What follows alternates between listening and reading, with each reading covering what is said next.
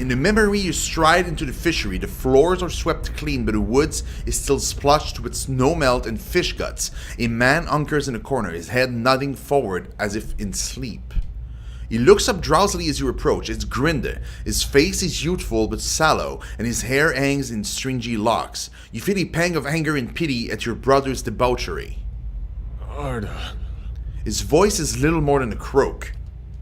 It's past midnight. Your throat feels tight. Grinde wipes at his nose, then examines the mingled blood and powder on the back of his hand. He shrugs. Your fingers clench around coarse, thick fabric, your father's best wool cloak, tucked under your arm. Go! To raid Ceres, or Defiance Bay, or fucking Air Glonfoth, I don't care! You hurl it at the Ingrid huddled on the floor. He picks up the cloak and looks at it with the same sort of dull wonder. He wipes his nose on the lining. A sudden rush of fury leaves your limbs weak and raw. I'll tell them. Mayor Sina healed. The neighbors, everyone. You force the words through your teeth. About what? He mumbles, churning his words from a morass of snot and saliva. The stealing. You think I haven't noticed the money missing from the fishery coffers? Or heard Tana talk about losing a golden duke? You whisper, afraid even now that someone will overhear you, and the words scorch your throat. You can't be found when there's work to do, but every time those merchant wagons roll into town, you've got coin enough for a few bags of ripple sponge. No, it's not. Grinde blinks back at you. He rubs his red-rimmed eyes. Your own grow warm and blurry. Stalwart tolerates your sponge habit, but they won't abide your thieving. You touch your bracelet, a gift from Mother, plucking at the beads. You won't. He rises, steadier on his feet than you would have thought. I will. You stride towards him. I wouldn't have shamed Mother and Father while they was living, but I won't let this keep up. Your anger swallows the last of your pity. Anger at him for putting you in this position, for doubting your resolve, for failing to see. You're close enough to smell his stale, sour breath when he pushes you. You fall, watching his widening eyes and the ceiling spinning into your vision. Isn't this just like him? Grinde with his full tantrums, never thinking of anybody but himself, and now you're going to be nursing a headache for a week. Just goes to show you can't help some people, but you remember him too. Your baby brother running through the snow, slipping, falling on ice, and you're slipping, falling, and there's a table behind you, but it shouldn't.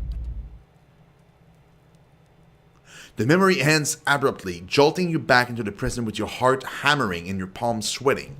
He killed his sister.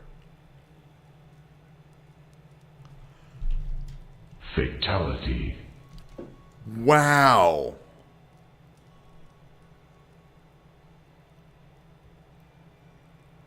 Grinde, the fishery doors creaks open and in walks Grinde, staring at you and the bracelet in surprise and outrage. His face drains of color. You take shelter in our village and then ransack it like a common thief? You'd better explain yourself. That's a dwarf. His voice shakes as do his wide, squared shoulders.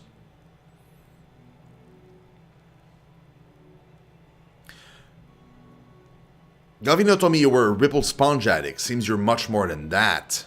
Any who'd put stock in the ravings of that bitter old fool deserve all the trouble they get. He raises his voice, half turning to the guard with him. You killed your sister Arda right here in this room. He opens his mouth to reply, but the words catch in his throat. The guard next to him stares at the bracelet, recognition turning to horror. It was an accident. I was a failure and a wretch then. But I never would have killed anyone. Least of all my own kin. He turns his gaze down, offering his apology to his own clenched fists. What do you mean? I gave her body to the lake.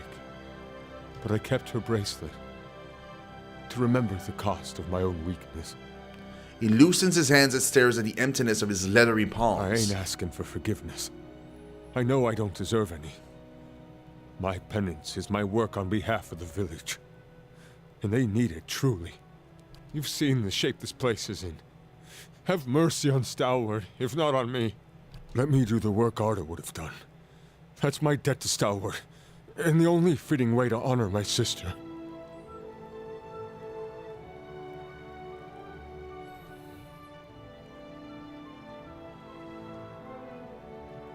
Nah, let's give him the bracelet.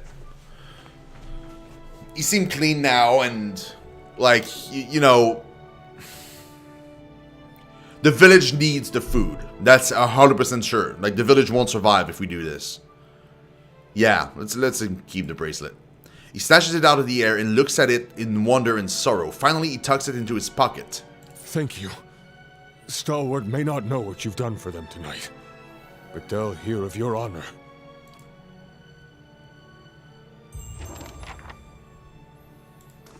Okay, let's get out. I don't know, like, how... Because he's a dwarf, right? Maybe I could, like, go, like, read his soul and give it to, like, awaken him. That could be punishment enough. He slowly go crazy. In the meantime, somebody else can take over the fishery. Maybe? I don't know. That sounds cold, guys. I'm sorry. It sounds super cold. I'm not in the habit of just wanting to murder people, but, I kind of need to get into that place.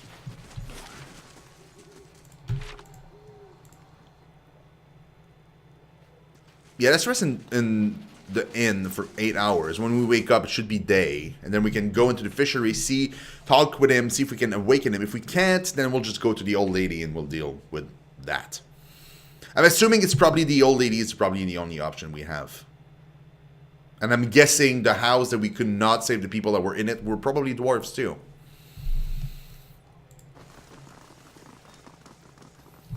I guess. Unless there's maybe somebody else here? Oh, she's a dwarf too. Something I can do for you? Halfrick's got me straightening the rooms, but I'll help you if I can. Read her soul. You feel for Orwena's essence and almost instantly find yourself wrapped in darkness. It takes you a moment to realize that you've plunged into a very old memory. But as your eyes adjust to the torchlight, you find yourself standing in a gloomy tunnel that you instinctively recognize as part of Durgan's battery. She was in there too. A handful of figures in patchy cloaks and hoods, dwarves like you, hunch over a minecart. They're loading it with cloth-wrapped bundles from which you can see the occasional flash of metal, the edge of a blade, or the burnished glow of plate. The other dwarves scurry with a curious mixture of haste and caution. They stack the bundles in a din of muted clangs and thumps, following the echoes of the ruckus down the tunnel with nervous eyes. Pay attention. Sooner we get this done, sooner we can go. Your voice is a dry whisper and your nerves tingle with energy. You feel the same apprehension that the others do, but unlike them, you relish it. Still, you look over your shoulder just in case. We're hurrying, Captain Gregor. Honest. One of the men addresses you. When you turn back, the others have redoubled their efforts and you feel a pleasurable twist in your gut as they fill the cart. Being captain of the guard doesn't pay much, but it does allow you to visit the armory without raising eyebrows. And with Coinmaster Zoltan sending off half of the battery's arsenal, who's going to notice a few more missing pieces? Besides, you've got a buyer lined up. As long as you can move these goods out of the battery before someone squeals. You pull back from the memory to find Orwena staring at you. Ma'am? Excuse me, ma'am? You all right? Her head is cocked and her brow is furrowed.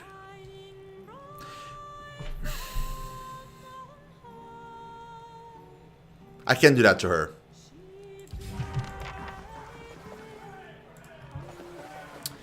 I can't do that to her. She's too sweet, man. You know what? We're gonna do the old lady. That's fine. The old lady is at the end of her life. Worst case, she goes crazy and then she dies. Whatever. Again, sounds super cold, but I'd rather do that to somebody that, you know, had a full life already than somebody that's super young and like she seems so earnest. She just wants to please people and do her job, you know? I can do that. It's gonna be you.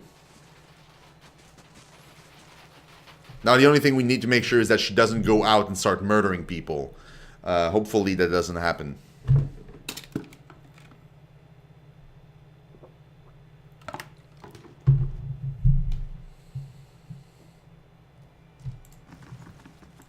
Got to speak up?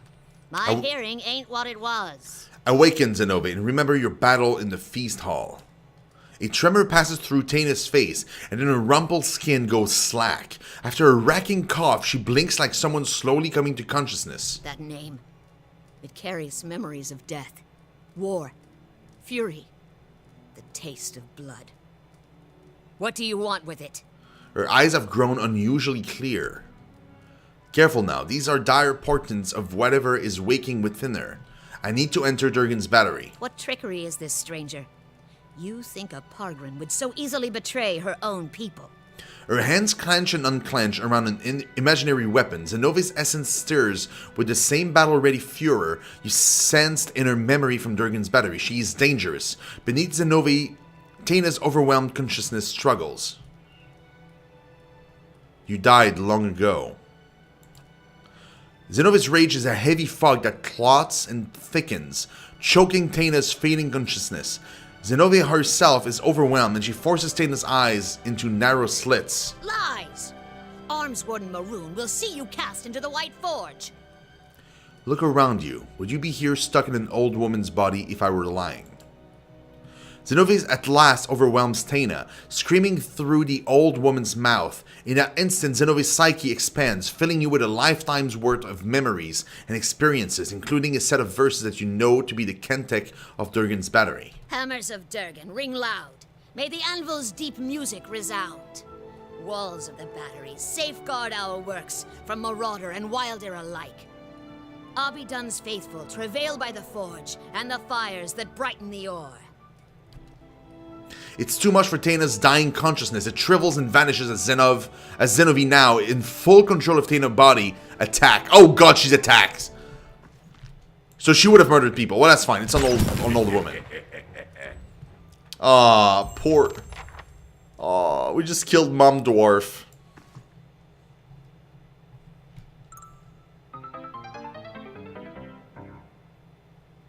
I feel bad, guys. But, you know, on the other hand, like, killing her versus killing the other dwarf, I'd rather kill her. But still, feels bad, man. Also, Yeah? I love that, like, no guard is going to say anything. I just walked into the house for, as long as, you know, as far as they know, I just walked in, murdered somebody, and then walked out.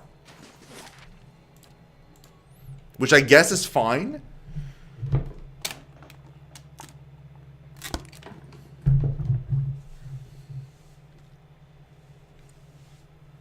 We'll see. We'll see. I hope that was enough. I hope I don't have to go back and like turn somebody else, freaking into another person.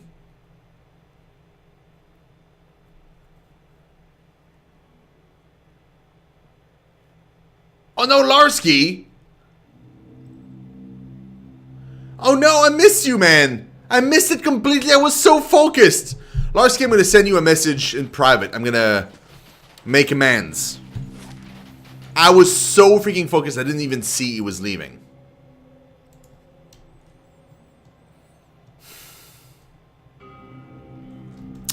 I deserve one of these, guys. If it works. Shame. Shame. Shame.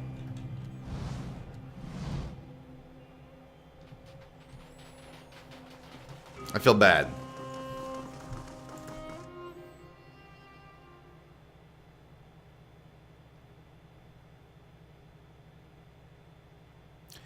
The gilded panel shows an image of a crenelled wall. Okay, so he said, armor of Durgan's ring loud, mini and Vil's deep music resound. Then the walls of the battery safeguard our work from marauders and wilder alike. And then she finished with this one. So, 1. Distantly you hear the melodic chime of metal on metal in the low chorus of a work song.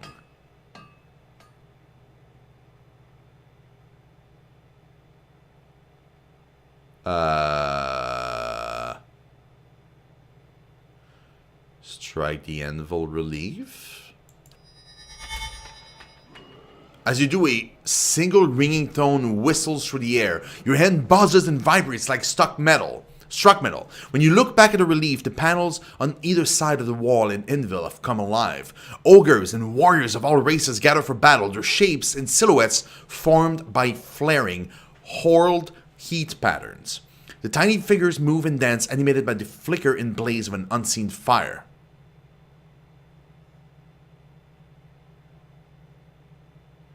Walls of the battery safeguard our works from Marauder and Wilder alike. You hear the heavy thud of some kind of mechanism loosening behind the plaque. Push the crenulated wall relief. It slides easily with the slightest pressure from your fingers. You guide it up and over the Enville relief, where it clicks into place. Beneath it is a deep cavity. It shapes like a dragon gaping jaws. Abaddon's faithful travail by the forge and the fires that brighten the ore. Warm air gusts from the open mouth, tingling your cold, numbed face.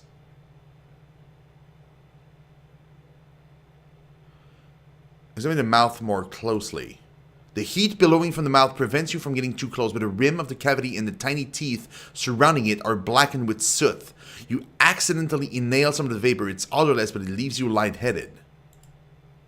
You also notice that the dragon's tongue is a fire striker. It's hinged and attached to a chunk of flint.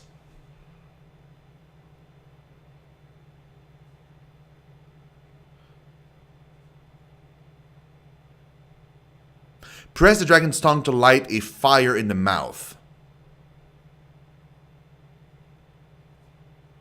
No, you know what? Use your torch to light a fire in the mouth. No, press it. Yeah, press the thing. Yeah.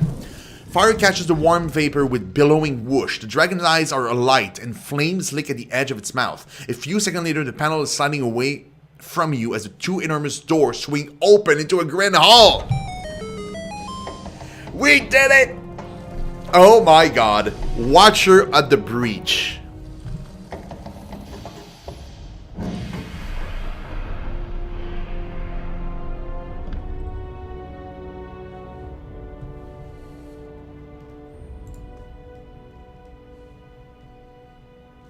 What will we find in there?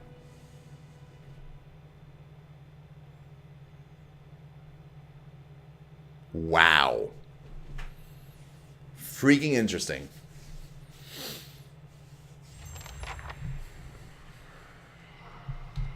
Alright, save.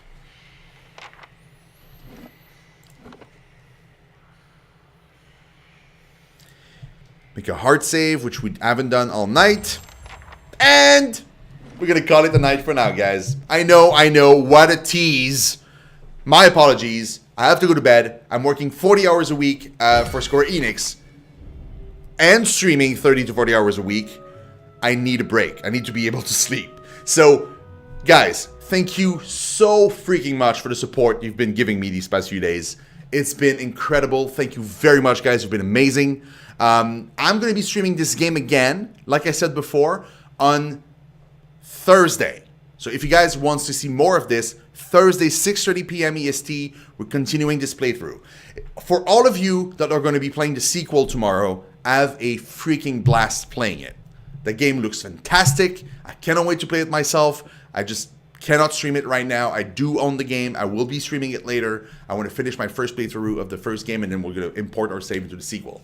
For those of you joining us tomorrow we're going to be streaming at 6:30 p.m. EST, but we're going to be streaming Battletech. So if you guys are interested in seeing that instead, please, by all means, stop by. I'm going to be super happy to see you, and we're going to have a blast. So tomorrow, 6:30, Battletech. Wednesday, 6:30, more Battletech, and then we're resuming Pillars on Thursday. So again, guys, thank you very much for everything. You've been amazing. And before we go, we're going to be hosting somebody, and I'm going to send you guys to somebody else that is awesome, hopefully. And who is streaming right now that we can share the love with? Is there anybody that we could give some love to, like, really quickly? You know what? No, let's go see somebody else that streams Pillars. Pillars of Eternity. Somebody else must be streaming this game. We're We're going to give some love to Lane Pavogi. Oh, you know what? No, Hans Gruber. Name of my favorite die-hard enemy monster thing. Dude. So there we go, guys. I will see you guys tomorrow, hopefully. And if not, on Thursday. Have a great day, guys. Bye-bye.